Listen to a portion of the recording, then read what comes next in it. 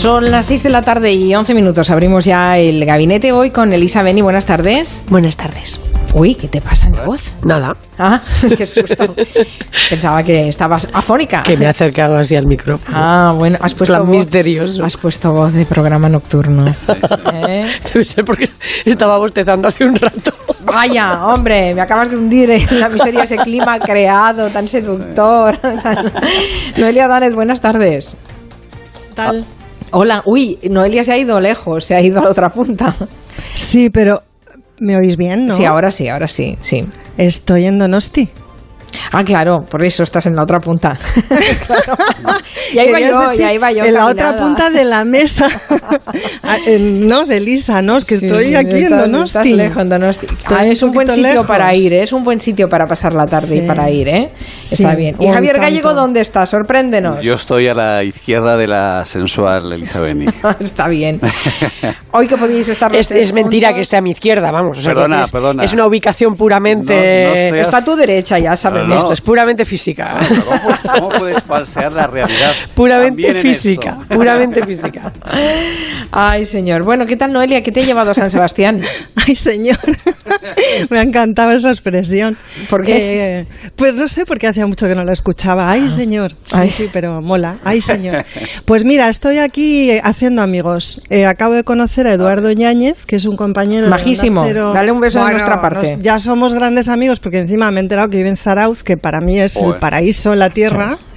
Histórico. Y entonces pues quiero ser su amiga más. O sea, ya he hecho como algunas aproximaciones. Casa, ¿no? Hombre, pues unas cañitas son siempre bienvenidas. Estoy como siempre la segunda quincena de julio entre trabajo y ya intentando también descansar un poquito, desconectar y hacer monte, que es lo que a mí me da. Por eso pones fotos con flores. Con flores. Oye, Lore, nena, si vieras las flores que hay aquí, tan bonitas Lorean. que son. Sí, Loreac, aquí en esta zona maravillosas, preciosas y todo está maravilloso, está más verde que nunca, pero al mismo tiempo hace muy buen tiempo, o sea que no se puede pedir más. Aquí se puede trabajar bien. Bueno, no apetece ya trabajar. Se ve que está de descanso, vamos. Es evidente, hombre, ya empieza. Es que ayer un poquito sí, hoy he hecho monte, a mí el monte me da, es una inyección. Se te nota. Sí, se nota cómo está entrando las vacaciones en el estudio de Julia en la Onda, ¿eh? Ya se nota, ya se empieza a oler, ha costado, pero ya se empieza un poquito a... Claro, se va intentando, yo creo que se va intentando ya ir combinando un poco, ¿no? Porque sí, pero que sepáis que precisamente vosotros, muchos de vosotros, os iréis de vacaciones y otros tendrán que trabajar y ocupar vuestro lugar, y además es una época fácil en la que en los centros de trabajo haya becarios. De eso vamos a hablar en el gabinete. Por cierto, ¿habéis sido becarios alguna vez vosotros? Claro. Tanto. Y también jefes de becarios. O sea que la experiencia es ardua, ¿no? Sí, ambas cosas. Y amplia. Hemos sido explotados como becarios.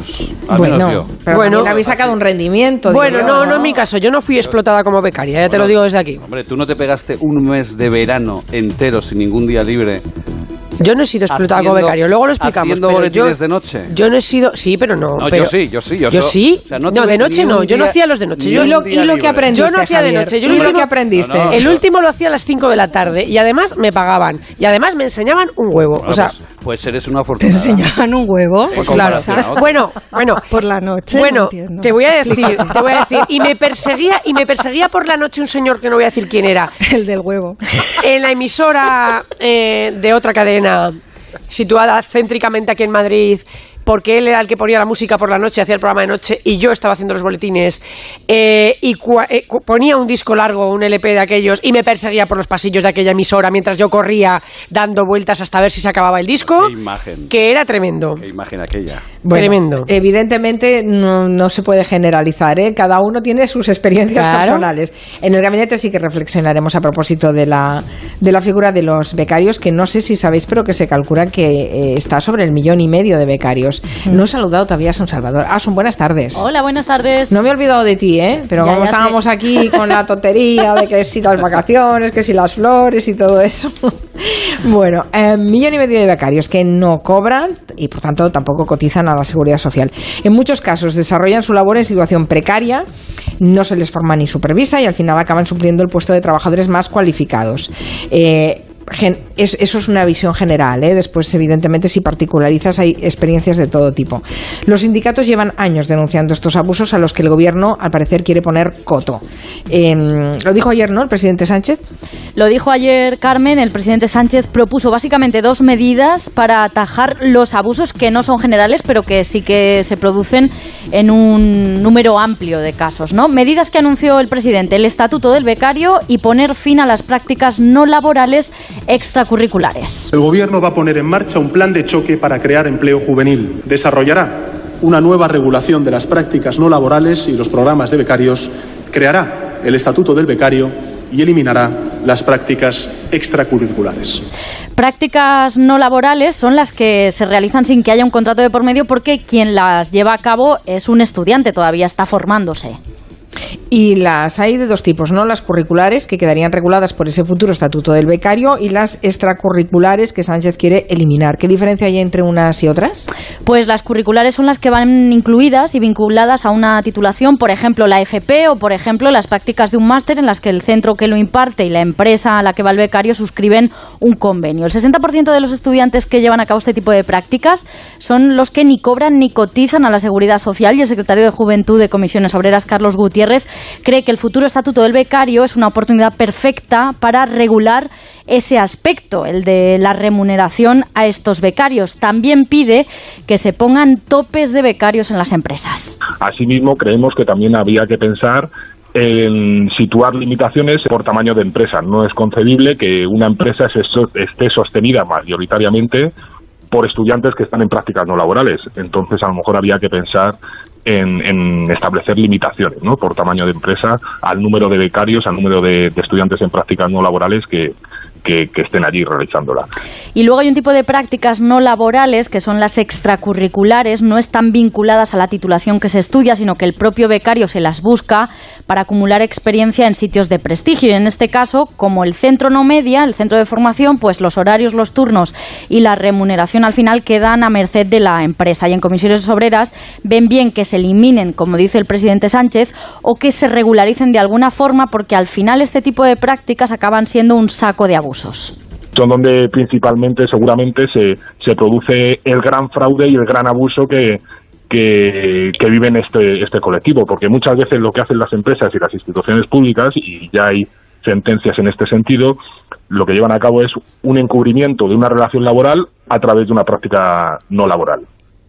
En España no es ilegal tener becarios sin cobrar, y además su figura convive con la de los trabajadores que tienen contratos en prácticas o contratos de formación, pero ni los unos ni otros pueden desempeñar las mismas funciones que un empleado. Y pese a las limitaciones, contratos en prácticas y de formación se han duplicado desde que entró en vigor la reforma laboral, al tiempo que se ha ido produciendo un fenómeno que en Comisiones Obreras definen como el de la becarización del empleo, y que también se da en el sector público. Como las empresas y como instituciones públicas también están llevando a cabo un proceso de sustitución de empleo por becas, y ese es el fraude y el abuso que en perspectiva larga pues se está produciendo y se está incrementando, ¿no? Y un par de datos más. Según un informe de la OCDE, España es el segundo país de la Unión Europea, solo por detrás de Eslovenia, con mayor porcentaje de titulados que han hecho prácticas al acabar sus estudios, y el país europeo donde menos becarios reciben un salario suficiente para subsistir. De los que cobran, solo el 29% puede cubrir necesidades básicas como comida y vivienda. ¿Tú fuiste becaria, Asun? Yo fui becaria, sí, y contratada en prácticas. Está bien. Y aprendí mucho, como dice Elisa, y bueno, no siempre cobré, pero incluso cuando no cobré, no fui víctima de abusos, tengo que decir. Yo siempre aprendí muchísimo y nunca ocupé el lugar de un empleado al uso, siempre me la supervisaron. Es difícil ahora encontrar a gente que no haya pasado por una beca, Sí, lo que pasa que iniciarse en el mercado laboral. Gracias, Asun, hasta luego. Hasta luego. Di, Elisa. Digo, lo que pasa es que el volumen de la jeta que le han ido echando las empresas ha ido variando. A ver, los que somos viejos del lugar, cuando yo empecé a hacer prácticas, cuando yo fui a buscar prácticas en el año 82, yo llamé a una emisora de radio y dice, toc, toc, que quiero hacer prácticas. Y me miraron y me dijeron, ¿cómo? ¿Mande? No, que quiero hacer prácticas. ¿Y eso qué? Pues mire, que me gustaría venir aquí a aprender en verano. Y tuve que explicarlo. Quería ir a... Ella era una emisora de la cadena SER, quiero decir, que quería ir a aprender en verano. Y entonces me dijeron, bueno, tal. Entonces yo entré allí, evidentemente, no me pagaban, tampoco yo hacía nada sola, es decir, tampoco a mí me mandaron cubrir el hueco de otra persona, porque si yo iba a una rueda de prensa, iba con el redactor que iba a la rueda de prensa, que me explicaba y que me dejaba hacer alguna pregunta, etcétera, etcétera, y así yo fui empezando, iba con ellos a hacer las transmisiones, me dejaban un micrófono, me dejaban hacer preguntas, o me dejaban retomar la conexión, etcétera, y así fui aprendiendo, así empecé con 18 años, y luego eso fue cambiando. Cuando yo ya estaba en tercero de carrera, había ya tanta gente pidiendo prácticas, o se había movilizado tanta gente para pedir prácticas, que en algunas cadenas y en algunos lugares, yo estoy hablando del mundo de la comunicación, que es el que conozco, ya se estableció que había unos exámenes para entrar en prácticas, o sea que había una especie de criba y tú pasabas un examen, los tenía desde la agencia EFE, que era estatal, pues hasta emisoras privadas, y una vez que tú pasabas el examen, tú cobrabas un mínimo dinero. No recuerdo lo que era ahora, pero era una cantidad que no equivalía a un sueldo, que era para ayudarte a sostenerte en la ciudad en la que estabas haciendo las prácticas el tiempo que estabas. Evidentemente tus padres te tenían que ayudar, sobre todo en Madrid, porque si no, no había forma, pero aprendías mucho también. Y empezabas a hacer tus primeros pinitos solo. Pero tampoco cubrí nunca el puesto de un redactor. Y después eso se fue complicando. De facto, yo una vez que terminé la carrera nunca he sido becaria. Yo solamente he sido becaria mientras estaba estudiando en la universidad. Después, cuando yo he tenido a mi cargo becarios, que me ha pasado mucho tiempo, como curiosidad, que no se enfada, contaré que yo he tenido de becario, por ejemplo, a Nacho Escolar, en su día.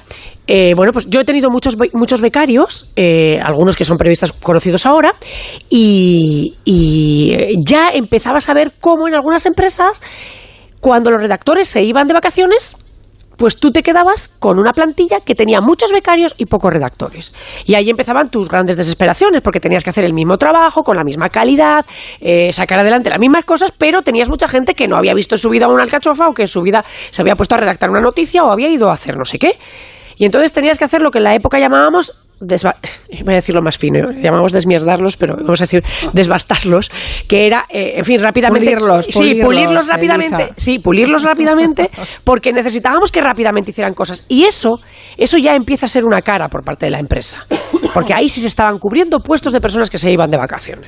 Es decir, que tú con tu experiencia puedes contar las dos caras de la misma moneda, ¿no? Sí, yo creo que esa jeta de las empresas ha ido avanzando en todos los sectores. Cuando ha llegado la crisis y se ha producido el problema del empleo juvenil, ha ido avanzando tanto que ahora hasta hay gente que en las redes, gente que ni siquiera son empresas, que son, pues no sé, tuiteros conocidos o influencers, que ofrecen tener a gente como becario para que les hagan de secretario gratis. Y les dicen, ya se aprenderás mucho. Es decir, ya luego eso ha ido hasta casi una esclavitud del becario. Entonces me parece muy pertinente que se regule eso, porque es muy, muy importante que haya una posibilidad de aprender prácticamente las profesiones, no solo la nuestra, sino, me da igual, la arquitectura, la enfermería, todas, ¿no? Las que sean. Es muy importante, pero es muy importante que se haga sin explotar a nadie y, sobre todo, sin ocupar puestos de trabajo que hay que darles a personas que están en el mercado laboral. ¿Qué dice Javier o qué dice Noelia? ¿Quién quiere continuar? Noelia, te doy... Te da la venia aquí, Javier.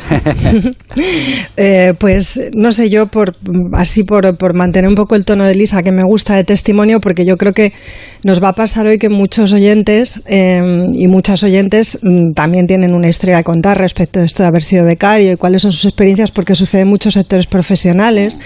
En mi caso, claro, yo como en mi beca, la beca que tuve en su día fue una beca para hacer una tesis doctoral, y entonces el caso mío, que yo creo que es bastante pertinente, porque claro, estamos hablando siempre, o sea, lo de becario es muy confuso, ¿no? Como denominación, porque bajo el paraguas de becario hacemos alusión a personas que tienen relaciones laborales y otras que no tienen relación laboral ni contractual, ni ningún papel, ni nada, ¿no? Que pueden tener simplemente un acuerdo verbal, pues como el que ha escrito Elisa, ¿no? Que tenía sentido en la época y que luego se ha convertido en objeto de abuso. Bueno, pues todos esos becarios que pueden estar en torno al 1,5 millones, la contabilidad es imposible de hacer. Parece que de ese 1,5 millones no llegan ni a 70 y tantos mil los que estarían dados de alta en la Seguridad Social, con lo cual vemos, ¿no?, como con la denominación de becario pues hay mucha gente que está en una situación en realidad irregular en el mercado de trabajo. Pero los que hemos tenido una beca o un contrato en prácticas y son los que se acogerían a este estatuto del becario al que hizo alusión Pedro Sánchez el otro día, pues claro, lo que se reivindica es que haya una relación clara y de transparencia entre la formación académica que se recibe en las aulas y las prácticas que contribuyen, digamos, a completar esa formación. El estatuto del becario sería para esos becarios, es decir, las personas que estando estudiando un grado o un posgrado quieren que algunos de sus créditos procedan de la realización de un trabajo en prácticas en forma de beca. ¿Vale? O sea, que no todo el mundo que está por ahí haciendo de becario, pero que en realidad para lo que sirve su trabajo es para cubrir el puesto de trabajo de otra persona y en realidad es un trabajo precario y a veces que no tienen ni siquiera reconocimiento laboral, todas estas personas no estarían dentro del estatuto del becario, no podrían acogerse a él. Hay una propuesta de ley en el Congreso desde noviembre del año pasado de hacer un estatuto del becario y esto es lo que Pedro Sánchez ha propuesto retomar. Y la propuesta de ley, en este caso, pues la hizo Unidos Podemos, creo que con En Marea. En mi caso, yo, claro, para poder hacer una tesis doctoral, no solo en mi época, sino creo que ahora también, no creo, lo sé con seguridad, hay que tener una beca de formación de personal investigador y de personal docente, ¿no? Se llamaban, en mi caso, FPIs, pues formación de personal investigador y personal docente. Es la única manera de hacer una tesis doctoral, salvo que sea rico de familia o, en fin, lo de compatibilizarla con el trabajo es complicado, por lo general, pues se tiene una beca. Y es muy raro, por ejemplo, en mi época, para que os hagáis una idea, porque hablamos de abusos de personas a título personal, pero hay abuso institucional y lo ha habido tradicionalmente en este país de los becarios, que lo éramos, digamos, por categoría estatutaria.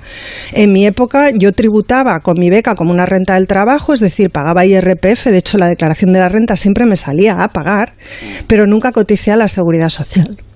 Por eso Zapatero en su día hizo una ley a la que nos pudimos acoger para poder poner la pasta para cotizar por todos los años de beca, porque las becas son de 4 años. 4 años en una vida laboral es bastante tiempo. O sea, hay una diferencia importante entre haber cotizado a la Seguridad Social y no haberlo hecho. Fijaros qué situación de abuso institucional tan llamativa y qué concepto tenía en esa época el Estado de lo que era un becario trabajando en una institución pública como es la Universidad Española, ¿no? O sea, éramos rentas del trabajo, teníamos que pagar nuestros impuestos a Hacienda, pero no cotizábamos en la Seguridad Social, lo que no deja de ser un abuso y una tremenda contradicción.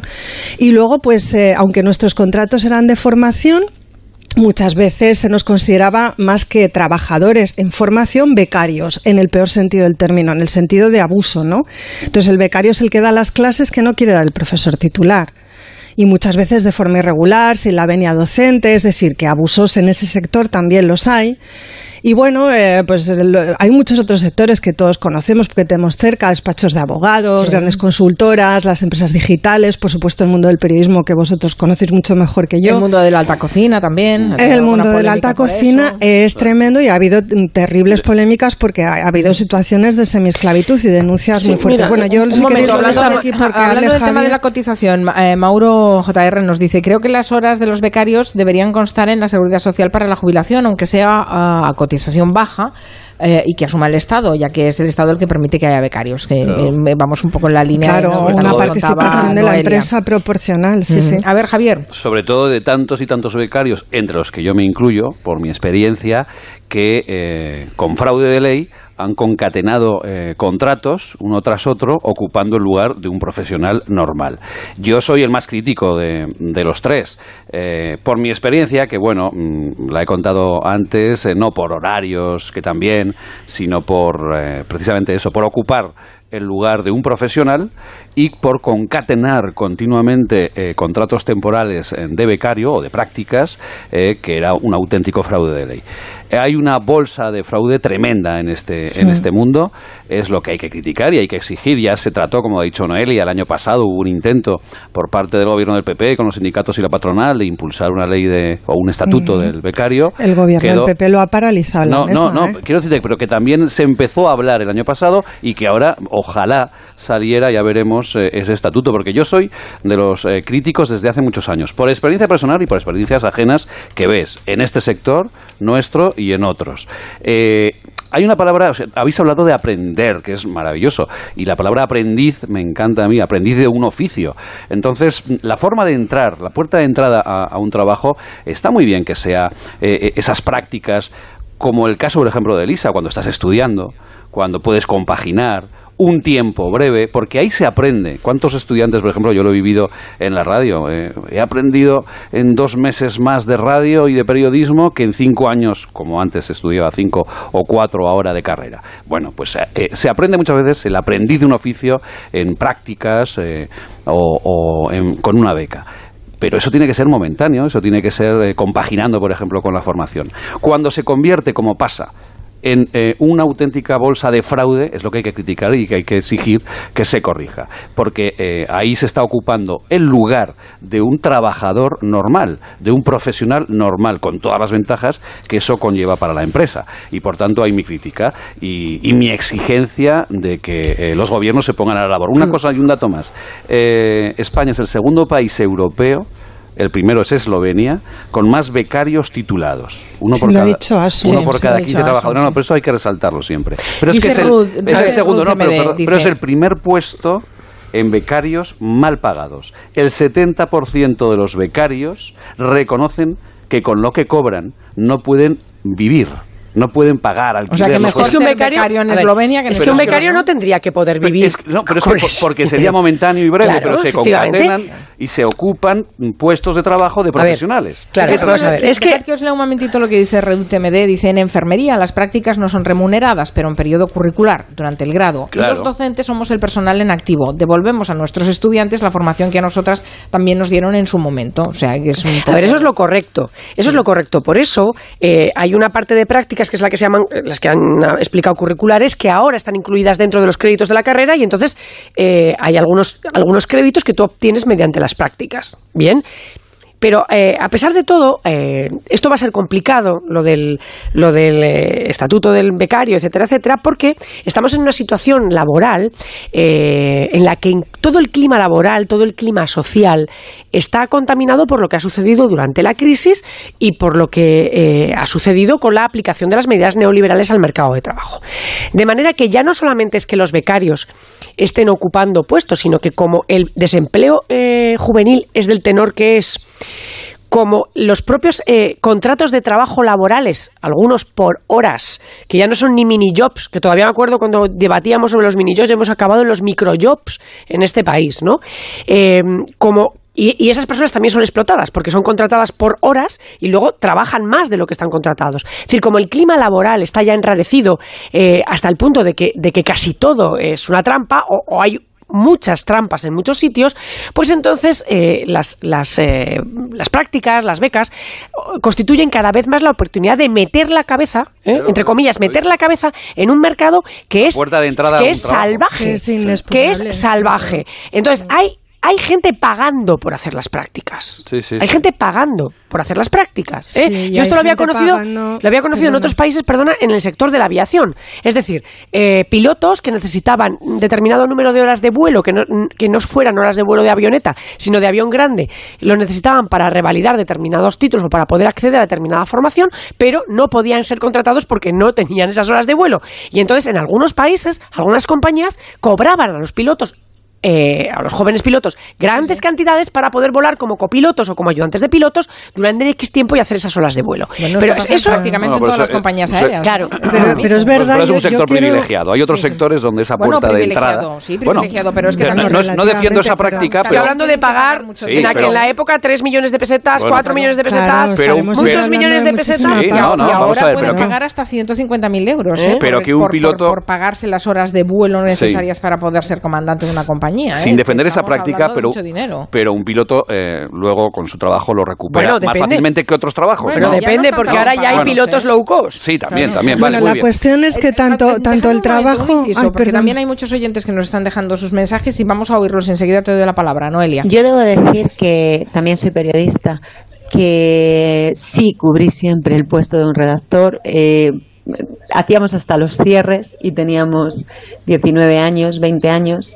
Aprendí como no se podía aprender más, o sea, eso es cierto, pero vamos, tengo 38 años ahora, estoy hablando del año 98, 99, 2000, currabas como el que más, lo repetiría probablemente porque conseguí una cantidad de experiencia impresionante, pero vamos, que no todo era tan idílico antes, tampoco, no sé qué decir si es mejor o peor, la verdad, pero bueno.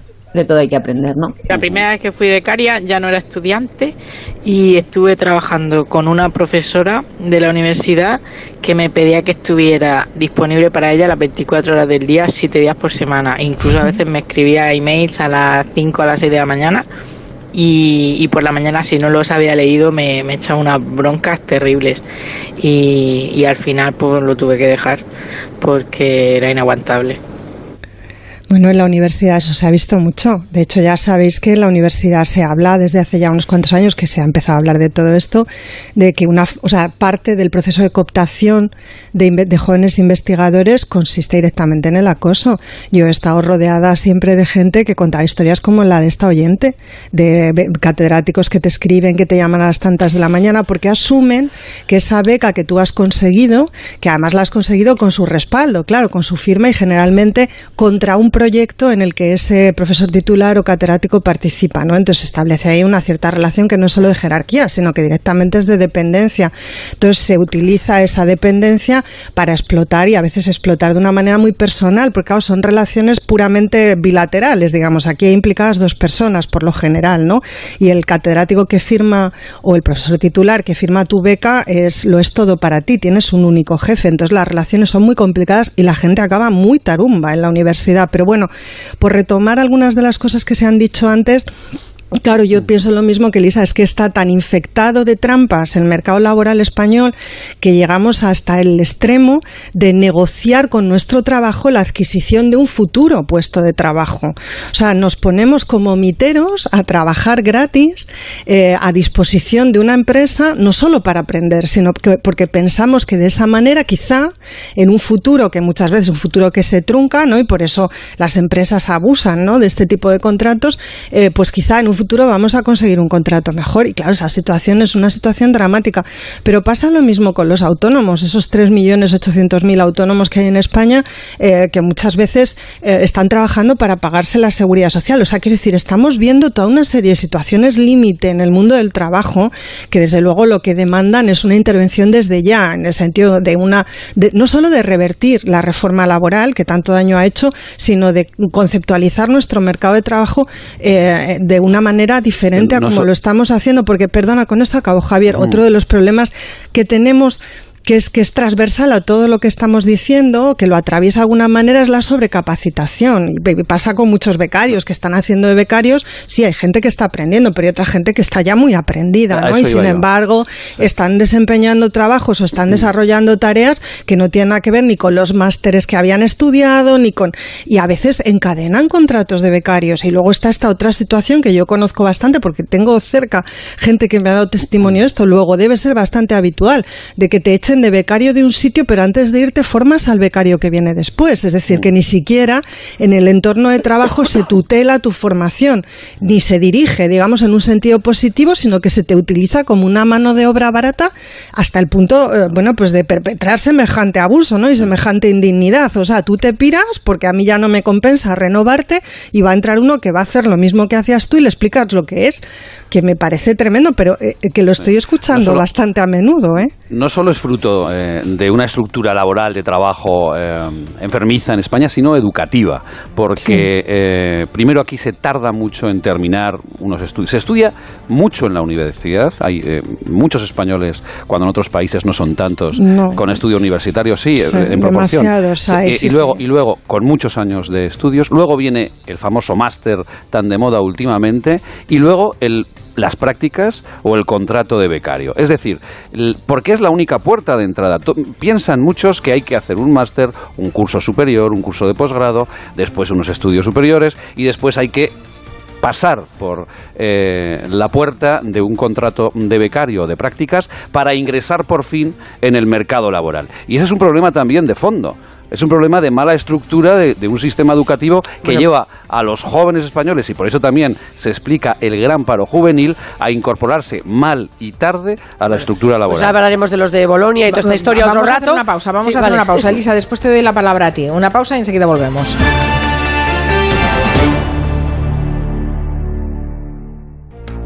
Hablando de los becarios, a propósito de ese anuncio ayer de Pedro Sánchez de trabajar por crear un estatuto del becario, dice Manuel Gayol a través de Twitter, quien dice becario dice otras figuras de trabajadores en formación, como los médicos residentes, que son la base del sistema sanitario español, cobrando poco y llevando una gran proporción del peso y responsabilidad sin que esa sea su función principal. Están en formación. Más oyentes. En ciencia es afortunado el que tiene ahora mismo una beca de investigación. De hecho, hay una gran cantidad de alumnos de doctorado que realizan sus tesis durante 3-4 años que no reciben ningún salario en absoluto. Se les sigue llamando becarios por extensión, pero no son ni eso, es mano de obra súper precarizada. Elisa, te daba la palabra antes de la pausa. Sí, yo